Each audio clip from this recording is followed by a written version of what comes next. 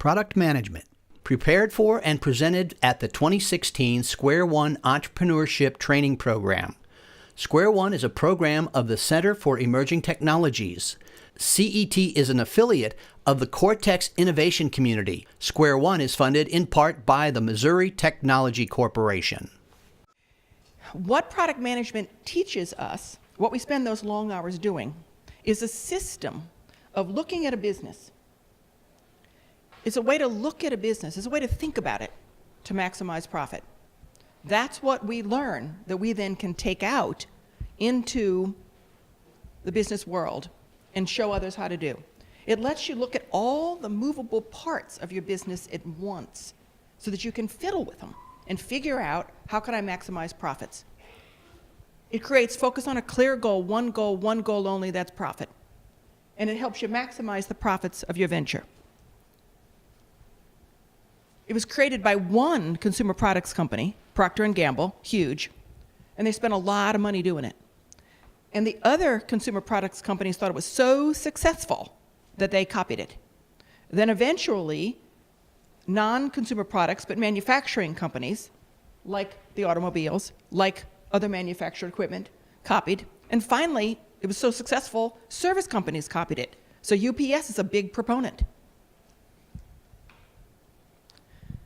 They got this idea in their head that rather than run a business with everything they make at once in some fashion, make it all, sell it all, go to the store with it all, they would divide it up into teeny tiny businesses so that each thing, Tide laundry detergent, Bounty paper towels, Crest toothpaste, each one's going to be its own business. There's not going to be Procter & Gamble running it all. There's going to be a bunch of tiny little businesses. And it worked really well. Who do we know who has the same situation where they just have one product? Entrepreneurs. They have the same problem, the same situation. They usually start with just one product. So what we can do is copy them without having to spend the money and the time and the effort on what's a good, profitable way to think about my one product before I launch the second and the third and grow to be millionaires. How can I think about this? We can copy them rather than spend the money and effort to invent it ourselves. What did they discover with all that spending? That there's 4 aspects of a product, 4 and only 4, that make it profitable. And all you are doing is thinking about your business in terms of these 4. And you're thinking about it all the time in terms of these 4, asking again and again and again, can it be more profitable? Can it be more profitable if I change one of the 4? And since each one of the 4 is a little bit complicated, we'll talk some more about that, you've got lots of things you can change. So what you're trying to do is not just assume, well, this is how it's got to be done, or assume, well, this is how we did it last year, but continually look at these 4 to be more profitable. Product, price, place, and promotion, we'll look at all of them. You would think the product is simple. You feel like, well, I know what I'm making, I'm done. There's nothing I can do. No, there's lots you can do to drive profit. You're thinking about it a certain way. Product is all kinds of things that go with your product. Its size, would it be bigger or smaller? Could I make more money if it were made this way or that way? Its functions, all kinds of things, flavor or scent, durability, color, design. So you're thinking about what can I change with my product instead of just, this is what I make, this is how I've always made it, but what could I change to make it more profitable? And you want to keep asking that instead of assuming, this is the one I came up with, this is how it's got to be, but that you would keep thinking, would it be better in blue? Could I sell some if it were bigger? What if it were designed better? The price, again, people feel like, well, this is what it costs to make, this is my markup, I'm done. But the product management approach pushes you to keep thinking, what about some other options? What about something that's specifically sale pricing? What kind of discounts do I want to give for volume or to sell again to the same customer or for certain types of customers? It's very common for people to have different pricing for nonprofits or different pricing for schools. And the logic would be, would it be more profitable for me to get into that channel if I gave them better pricing? So you're thinking about the business in terms of what are the pieces I can fiddle with to drive my profit. Pricing fences, has anyone ever heard of this? It means a way to charge Casey more than the rest of you, and the fence keeps her from paying your lower price. So that it's people, if they're under 12, they can pay this. And there's a fence, because everyone over 12, too bad. They're getting the same thing, but that's the fence and everyone respects it. Or a discount if you're over 65. That's the fence and everyone respects it. Or, very common, if you buy it before a certain date, you get this price. Everyone else pays that. And it's a fence because everyone can see it. It's not a secret. Mark, did you want to add something? Would you consider the need to have a Costco membership? Would that be a fence for Costco type pricing, or is that more channel driven? I would call that a fence because you're right. Both kinds can come to that channel. But I'm saying I'd rather get some information about you. I want to track your purchases. What you pay for them for the little card isn't what they're getting. What they're getting is information about you. So in exchange for that, I will give you better prices, a discount, but I'm keeping Casey and me who don't have cards out. And usually a fence is something that we can all see and that everybody respects and accepts it. But often fences, as you said, Mark, can be something that she and I can jump over if we'll just buy it. And then they can track what we're buying and know more marketing information about us. Sometimes you can't jump over them. They're for their age. Sometimes you can if you agree to buy it early. Place is the interesting one because it's very common, it seems to me in my work with new ventures, that they're just sort of assuming this is where it has to be sold. But it doesn't. And place is, lots of secret money is in place because people don't think about it. They think, well, it's got to be Walmart. It's got to be this channel. But there's all kinds of money in place. It can be a distribution channel, retail stores or traditional channels. You might choose home delivery. So that one of my ventures I'm mentoring is trying to compete with Blue Apron. But you know what I'm talking about, Blue Apron? You order fresh ingredients online, and place is that it's delivered to your door. They have decided they'll do the exact same thing, only you pick it up at the grocery store.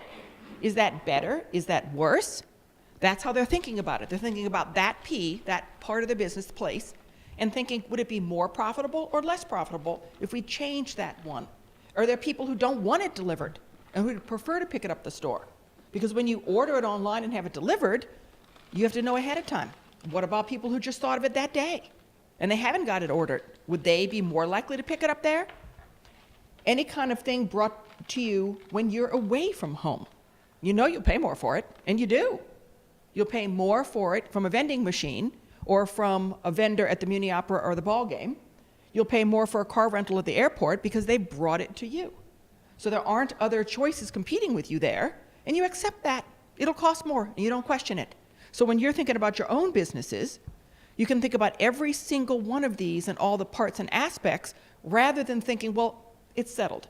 Either that's how everyone else does it, I have to, or, well, we made that decision weeks ago when we first started the business and now we can't rethink it. Instead, you're looking at all of these and ideally over and over and over.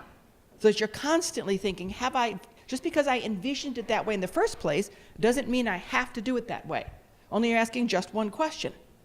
Is it more profitable? And then promotion. Most of us, startups, don't have an ad budget, but there's all kinds of other ways that you might get your message out there, and it's one of the pieces you can move around. It's one of the things that you can fiddle with to make your business more profitable.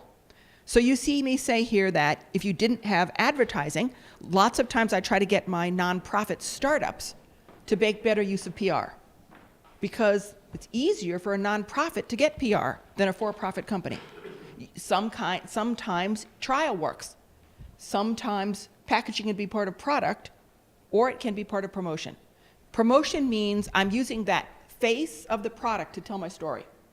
But it can also be part of the product itself if it's easy open or senior-friendly, child-proof, or something like that. And I'm making that decision. Do I want to use the real estate on this packaging to sell this? And I spend lots of time, it's very, very sad, I spend lots of times in the grocery store looking at what other people have done. And stores that I go to, I'm looking at the products to think, Do I understand what you're saying to me from a few feet away? Do I understand the positioning? Are you selling your product with this packaging that you've got? And then any kind of non-traditional communication, what your website looks like, what you choose to sponsor, is some sort of promotion for your business. So if you're thinking of these 4 things coming together, you can see each one's got a lot of little pieces. You shouldn't feel like, oh, that's settled. You should feel like, what can I unsettle to drive more profit? This isn't bad news, like, oh, now I got to think of all of that.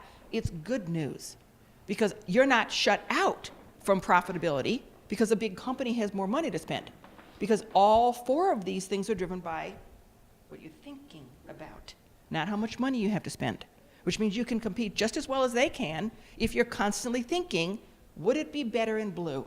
Would people buy it more if it were bigger? What if I delivered it to them? They're the adjustable parts of the business that drive profitability. Thinking about it this way, changes what you see. You see your business as potentially more profitable. It limits you to one clear goal, profit only. And that's why people who are in product management keep saying manage to the P&L. You've heard Mark say that, manage to the P&L for profit and loss statement, because everything we do says make all your choices. Is it going to be more profitable? Is it going to be more profitable? What's really cool and interesting, though, is that the 4 things affect each other. They don't act in isolation. They affect each other.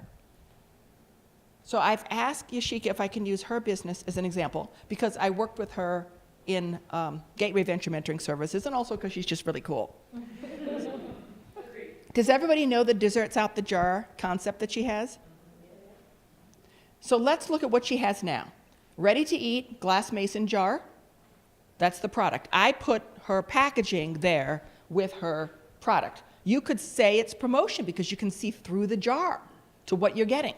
You could say it's promotion because it sort of positions it as a down-homey dessert. You could say it's promotion, but you see I put it there under product.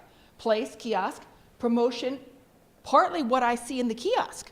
When I go into that mall, I'm assuming, Yashiki, you've got some really great signage. Plus I can see your kiosk. I can see right there what I can get. What if we changed just one feature? And I said to Yashika, would you consider selling it frozen? Would you think about whether that would be more profitable?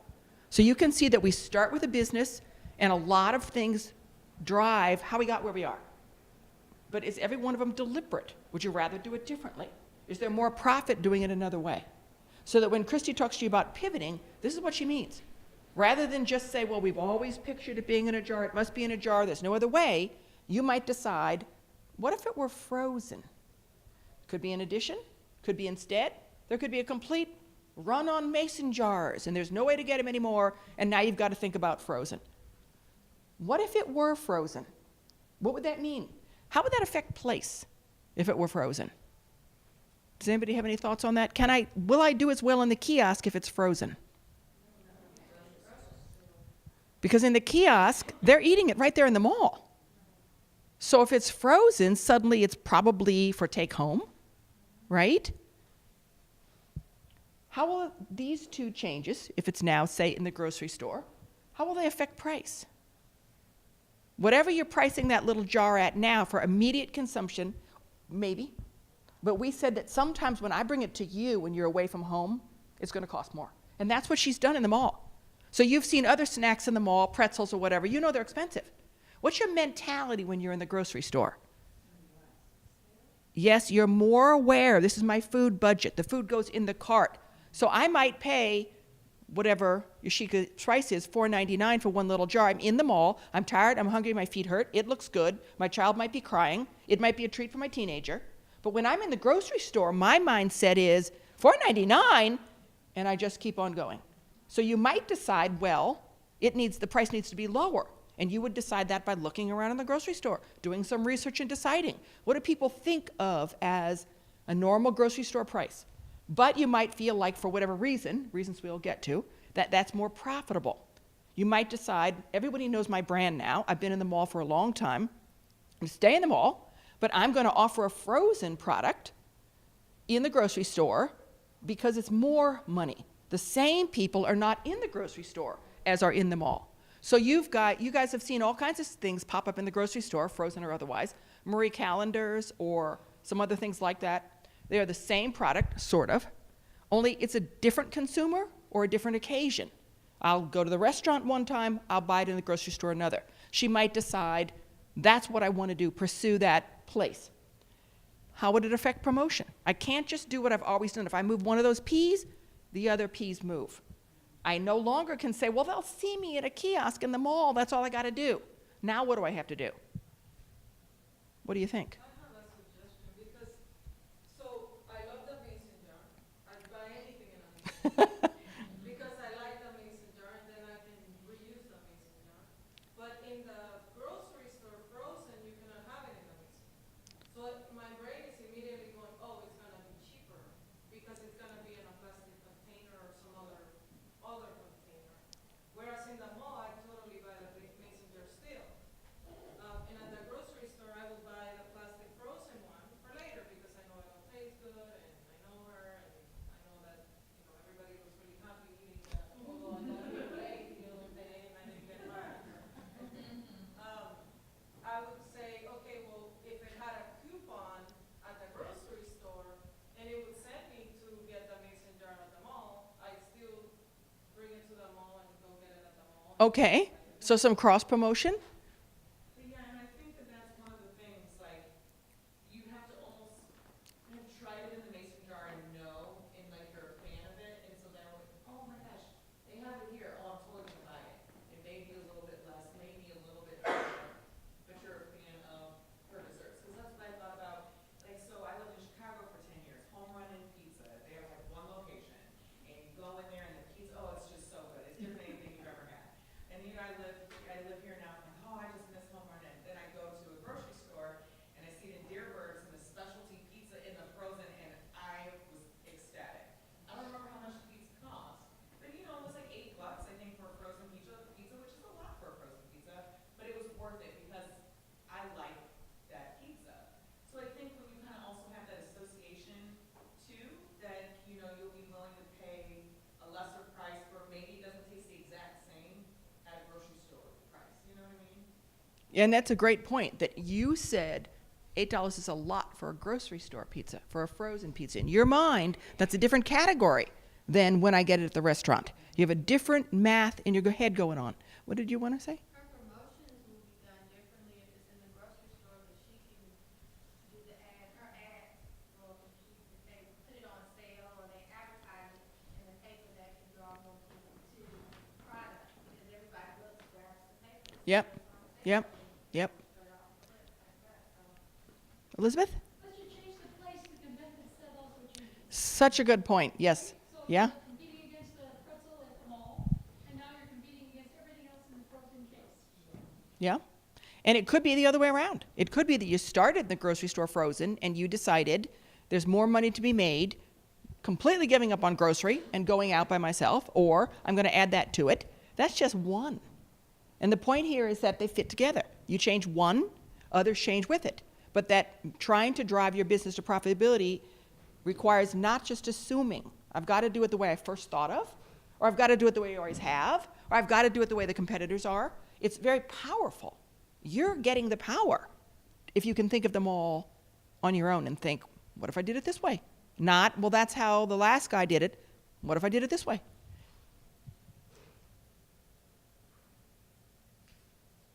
So you could go backward. You don't have to do it the way that we did it, where we said, what if we change the location? That forces us to lower the price. What if you started with price and went backward? So right now, it's single serve, retail pricing. Regular product and package they have, kiosk in the mall, promotion just as we know. But if we change the pricing to twice as much, I'm going to charge twice as much for that little jar of cake. Now what has to change to go with that? Neither good nor bad, just what must go with the change in price. If grocery store signals can't be as expensive, and you've got a different competitive set, if I want more, if I got it in my head, that's what I need to do to be profitable, what has to change? What will have to be true? Well, how will it affect product decisions? I was gonna say, and sometimes that can even be location, like if she started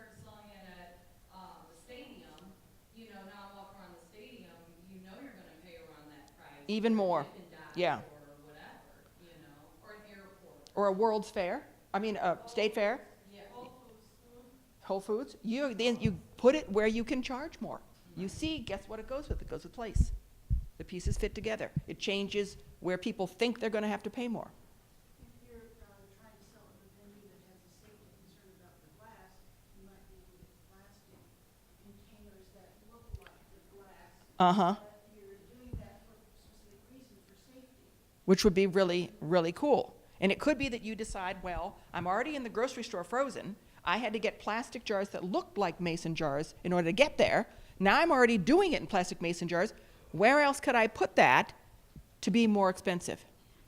Just a quick question though, because it seems like when you change things like place and stuff, your overhead might change also. So should you Exactly. start with profit here, or should you start with price? Well, actually, I do have something to say a few minutes ago in a minute about how they all affect cost. So you're only looking at not sales, not revenue, not price, one thing only, profit. And you're absolutely right, cost is going to come into it. But I was waiting to give them the bad news for another. I'm waiting on the bad news. So you can, so that if I were going to, if I got a decision, I'm going to charge more. Everyone's telling me how great it is. Everyone's telling me how great it is. And I'm thinking, well, the kiosk isn't going to pay more. And I already looked at the grocery store and decided, well, that's worse. But everyone's telling me how great it is and my costs are going up. Or I know you, Yashika and I have talked about how every one of those doesn't cost the same to produce. Some of them have more expensive ingredients. So she might have decided, you know, there might be seasonal items, fancy berries or whatever. There might be more expensive ingredients, and I just need more money for those. I really want to make them. I know there's a demand. But when they see that kind of down-homey mason jar, they're in a mall, they're going to eat it right then, so it's not a special occasion. They're not paying any more than what they're paying. That's it. So if I want more money for my fancy berries, what's my plan? And you guys have already identified change place. Change place where they expect to pay more. Change place where they want more. So you might decide that you're going to wholesale it, but to restaurants, so that you're totally used to paying $10 for a dessert in a restaurant. No one's questioning it. So you might feel like, well, it's true that I don't get the whole retail price, but I also don't have to fool with any of it. I just ship all of it to a restaurant. They put my name on the menu. They know it's Yashika's Desserts Out the Jar. Right on the menu, people just know, as you say, I know what I'm getting. Only you pay $10 like it's nothing and think that's perfectly normal. You might choose that for the volume and think these fancy berries are seasonal. They're everywhere for a month and then they're gone. So when they're here, I need volume, and then but I need money for it. And so I'd rather hire temporary help, make a bunch for a couple restaurants, the kind of, farm-to-table restaurants that would put my name on it, and I'm out. So you can see what I'm asking you to do is constantly think about these variations and not get stuck in, here's how I've always made it, here's what I'm assuming. How will it affect promotion? What would I have to communicate about that product to justify the pricing? Pardon me? I don't know, I was just thinking that your promotion would have to kind of become more high-end. Yes, either some sort of, as you say, leveraging the fact that everybody already knows it's good. Because we're used to paying more for things that already have a reputation. We know what it is, and it's that one or nothing. And as you said, you just put it in your cart. You know it, you'll pay more. Or slightly fancier. Maybe a fancy packaging with nicer advertising for Christmas, feeling like, well, you want a nicer one at your Christmas party, so it's not going to be mason jars, it's going to be, I don't know, champagne flutes. But something that you decided, the concept is the same. You can see through the glass what you're getting. I'm not really losing my branding. But it's the fancy one for a party that you might settle on. What did you want to say? Oh, no, I was just saying, or like, maybe have one that's like all organic, or, however. Yes. One that, so now that one you can justify the price because there's no preservatives, no additive, and all organic materials. So you see you got a million choices, and you're looking for just one thing, the profit. And so you might say, well, that's what'll get me into Whole Foods. It's not going to be that bad. I've already got this berry, this cake, whatever it may be that's organic. I'm giving them 2 flavors that's organic and we're done. Only now the price is $3 higher. So that you'd have some choices here to be always looking for, how can I fiddle with these 4 Ps to make my business more profitable? And just as you say, they all affect cost. Not necessarily higher, but they will affect it. And since you're interested not in revenue, but in profit, you'll have to think about costs all the time. The kiosk has a cost. A storefront in the same mall, you know what I mean, like you have, it's just on its own storefront, higher cost. A freestanding store has even higher cost. If you change your place entirely and you sell directly to restaurants, different cost. You're looking at what would I get in return for any of these cost choices, and and like we've said earlier, what would the product have to be to justify that place? What would the marketing have to be to go with the pricing that justifies the place? The 4 Ps fit together, and you're looking for some sort of a fit. Does anybody know this new bakery, Nathaniel Reed? Yeah, he will be gone in a year, and he'll be selling to restaurants. That's what I think. He's so good. He's better than what I have in Paris. You cannot sustain a storefront like that. You can't. It's on Manchester. It's called Nathaniel Reed. He's American, but he studied at some pastry thing. The croissants, and it's so much like, and things. It's so nice. But a storefront, really? Nathaniel, we need to have a chat, because he should be selling to restaurants. Now, he may be a genius and have had that plan you guys were talking about, where he plans to make his name as a storefront. He knows he's losing money. He's done all this math, and then he'll be here next year giving the talk. But he'll have a tough time sustaining a storefront because it's mostly mornings, and then he's out, and it's very labor intensive. So I'll be surprised if he's not supplying or catering, because that's what, when you pay the caterer, you don't pay it every day. You're used to it costing more, especially if the business pays. So if the business pays for like catering for their meeting in the morning, they just get out a credit card. But when you do it, you're like, really, $5.99? It's much harder with that kind of product to do a storefront. So you're looking for, it's fancy, it's nicely branded, it's a very high quality product. What place does that go with? Because the 4 Ps fit together. Fortunately for you guys, there's not just one way. You're not trying to solve the Rubik's Cube. There's lots of ways to win. Mainly, you just want to keep playing. You want to keep asking, and since the circumstances change, last year pink was bad, this year pink could be great. Should I make it in pink? Should I try them all? Should I try frozen? Because there might be a more profitable way, or a more profitable way to add to what you're doing. A little summing up, they're the pieces you can move. That's why they ended up deciding, this is what you guys out of business school, go to your desk and focus on these 4 things, because they're the movable pieces. There's a lot of stuff I can't change, but I can change those 4. You, go change those 4. Make more money for us. And you can just copy this approach in your own businesses. You keep changing them to test new ideas.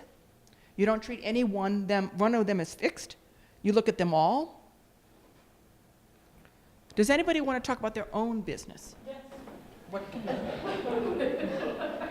I sell bags, like this one, made in Central America by women there, and I sell the products to raise funds for empowerment and education of women there. So I am a nonprofit, and I also sell a product, which is the new piece for me.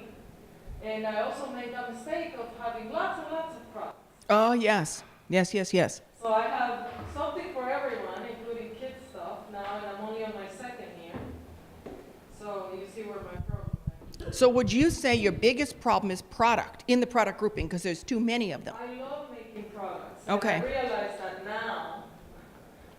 But now I feel overwhelmed. I have all these products, and I can't spend enough time with one. Tell me about the other Ps. Where are you selling them? Roughly, what are they sold for? And what's your promotion plan roughly for those? I went with this is my cost, and this is how much. Oh, yeah. Yeah, I also did that. So I've been learning by bumping my head against the wall, which is not a good way to go. And so that pricing's off, I know that, but I am selling. I sell mainly at events or online. Less online, obviously, but at events is like hotcakes, but then online it's triple. So you've got 2 places, Yes. online and then at events. Okay, so what could she change in those Ps? What are those Ps jumps out at you that makes you think, what about changing this one first, and this is what would have to go with it? Elizabeth. Oh, this is the expert. You're getting expert I want advice. some limited edition things. I don't want so many. Have as many products as you want, but They're only available, that bag right there, we only made 6 of these. One of a kind. One of a kind, okay? So that style is only available for a period of time, and then you make some scarcity about it. So if I did that, that is a decision that affects my product. Now what would I do if the goal in the end is profit? What would I do with that once I change my product? Could I raise my price? Would it change my promotion? Would I sell it in someplace different? All of it, I think. Okay. Except maybe the internet, obviously I still would prefer, because I don't have that cash flow enough to have a storefront. But I would like to be kind of the limited edition one of a kind in a store, but I don't know yet which store I would fit in, and I don't know much about that either. So right now you have 2 places, online and at shows. Yes. And you're thinking of a 3rd place. Yes. One of yours doesn't work as well, but it's sort of free. The other one has costs. Okay, and that you're saying if you made this adjustment to product, you would then adjust price upward? You think you could get more if you communicated one of a kind? So what are you going to have to do about your promotion to do that? If you change the product, or it magically is already one of a kind, what does your promotion have to do to go with this new fit of these 4? I mean, technically with that, when you talk about pricing fences, it's kind of in conjunction with what she said. She could justify a higher price if it's one of a kind, it's only limited for a period of time. You're like, well, I have to get it, so I'm paying it, you know, so you just justify it because it's the only time you can get it, and that's what you have to pay. So it would be probably creating some strategic marketing around maybe some type of online sale of get it while it's hot or else you don't get it. Would you maybe put a pretty large tag, paper tag, right on it, one of a kind? So what I think we're saying is you can make it one of a kind, change your product, and change your price. But if you don't tell us that, some kind of promotion change, then that piece doesn't change to match the first piece is changing, and no one knows it's one of a kind. So what could you do to tell people that? Giant letters on your website, giant letters on your booth at the show, changing the brand name to include it, sub-tag for it, blah, blah, handbags, each one of a kind. But something that makes promotion now go with change in product, change in price. And then also, at what you were talking about before, as far as location and where you're looking to pay more, like if you found a boutique that matched the look of your bags, people go into a boutique and people who go in there plan to spend more. When I'm online, I can go and look and say, I really like your bag, but maybe the price is too high. So now since I'm online, I can Google search and find something cheaper. So online, similar to what we said with a grocery store, you're more or less able to spend the time on your couch going and looking for a lower price, not really seeing your quality because I'm just looking at a picture. So where if I go into a boutique, I'm also coming back to say, man, I was going to come back and get it on Friday, somebody got it. So now I want to know from the store, when is she bringing the new ones in? Okay, I want to get here first because I want to make sure I see the first one. And I don't mind paying for it because I'm not going to miss out on the next bag that I really like. Good point. I really think a boutique is a good, you know. Can I ask Casey first, I think, and then we'll get to you? Casey? Oh, I'm sorry. I think that promoting by telling your story too, because you are a nonprofit, and especially when you're selling higher end goods, people are going to want to connect with a story. That's a good point. And so bringing in the good that you're doing through the profitability of your products is going to encourage people to spend more on them than if they thought that they were just buying something and the profit was going directly to the pocket. Do you want to follow up on that, Christine? You're the expert in nonprofits. Yes, but there's someone at the door. I'm not just talking. That's what I was going to say. Oh. Yeah. Yeah. And I think that plays into the generosity of people. People are always willing to pay more than they know it's going to see. So if she were going to tell her story, how would she do it? If you, they would kind of both agree. People need to know the story. They need to be bought into it. What could she do to do that? We can look at some examples like Blessing Basket. So they've chosen a higher end retail setting in Whole Foods. The kiosk is designed to convey the story. All of the messaging is designed around that as well. And again, in that location, I'm expecting to pay more for whatever I'm buying, including this particular basket in this case. So really differentiating along those lines. But they're also very, very targeted. Yeah. As much as their story is a part of their product line, They are not trying to do the sale or donation. They're looking to make the sale. Okay.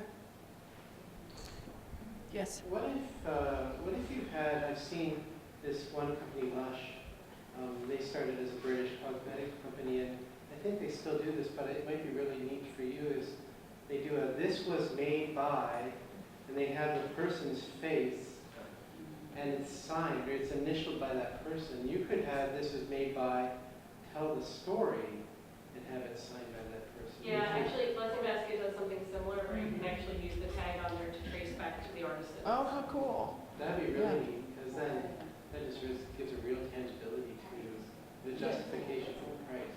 Like Joe- Plan or any of those people that you donate to. Because you have, well, probably like one woman might make several pieces, right? So, yeah. Joe, did you have your hand up? Yeah, a few weeks ago, I forget his name, but the EMT resident said each bag is as unique as the woman who makes it. Like, that was like a tagline. Yes, yes. And then I was also wondering, like, I'm totally naive, but what if you, this is crazy, what if you changed to a for-profit and then sold shares of your company or brought in the artists and the designers who are in Central America as part of your company, share the profits with them, and that was the mechanism for empowering. Yes, actually, you're one of 3 that have already suggested that I switch it to a for-profit company, which is, it is, when I first started it, I didn't know how Tom's was doing it, how the Blessing Basket was doing it, how they were able to sell and help. I thought I could only go nonprofit way. Now I've learned that, no, I can't have a piece of charitable giving still and be able to have a product and sell and multiply. What did you want to say? Well, each bag we had like an envelope sealed with a letter from the lady that made that, a person that made that, and they told something about themselves, a picture of them or something, but they had to buy the bag, open the letter, and each one had like number 7, the 7th bag I made, or 700th bag I made, such and such, and I'm this old, I'm going to go to school, just like that. Yes, I am working on the branding piece, and I am working on more telling of the story. What I love about what you're doing, and what I think is a perfect example, is that it's just what Christy's telling you. Tiny, tiny, tiny pivots. Not wedded to one thing, but be willing to look and try and continually keep thinking about it, because that's how Procter & Gamble got to be huge. It's not like they have anything you don't have. Christy, do I have time to do one more business, or should I wrap it up? No, you can absolutely do that. Who else wants to talk about their business? And what we could do differently with place or price or promotion. This is your chance to get all these really smart people, plus Elizabeth, the expert. I have a greeting card company. We're primarily wholesale at this point. So that's place, okay. We have a very small online presence. I think there is a large space for that. It just tends to be one person operation can't handle all everything. Tell us about the product. What's the point of difference? What's the value proposition? I've made a lot of pivots. I used to originally, they were handmade on antique printing presses. And since then it's gone to, which was a very expensive product, it's actually gone to the cheapest printing process available, though these days it doesn't look like the cheapest. So that's been very nice. So that's, I guess, part of the value, but I haven't changed the price. Okay. I've kept it the same only because I needed to keep it the same. I still had to meet the same expenses, like that $2 wholesale price still had to pay for certain things. And really what the problem was is that the handmade card wasn't covering all those expenses. I see. So, And now it is. so now where do you feel like of the 4 is the biggest problem? The whole thing's just not profitable enough? Nobody knows about it? You want more than one place? It's not profitable enough, Okay. and not enough people know about it. Okay. So what could he do to change any of those pieces? It's not hopeless, really. What could he do to change any of those pieces? Any thoughts on it? It's a greeting card company. He's He's changed his manufacturing, so he changed the product to get to a price he needed. No one knows about it. Would you sell it in an entirely different place? How about thinking about it in a different way? Like for me, when I think about buying cards, I feel like I have to go to the store and I want to get as many cards that I need as possible because I don't want to have to run to the store every month to go get that one person's card whose birthday it is. Yeah.